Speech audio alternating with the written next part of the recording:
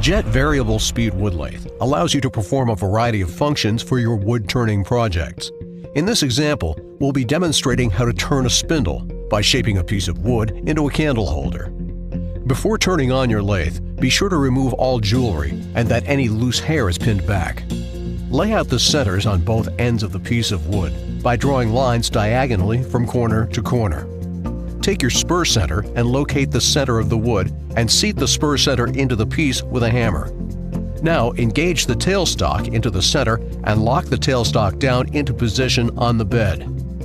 Turn the hand wheel to engage the tailstock spindle until it's adequately tight. Tighten down the tailstock lever and the quill lock.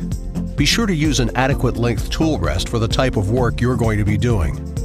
Select the appropriate speed range for the size of the workpiece you're turning, and adjust the actual speed with your RPM selector.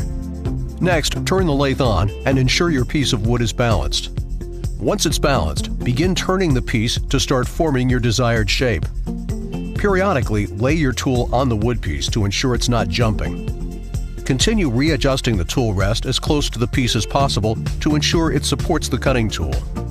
In this example, we'll start with a 3/4 inch spindle roughing gouge and then move to a 1/2 inch bowl spindle gouge. Create or trace lines on the piece to cut it into the appropriate ratios for the apex of curves. At a low RPM, apply the tool against the piece with slow movements and light, consistent pressure. Be sure to work from larger depth of cut sections to smaller depth of cut sections.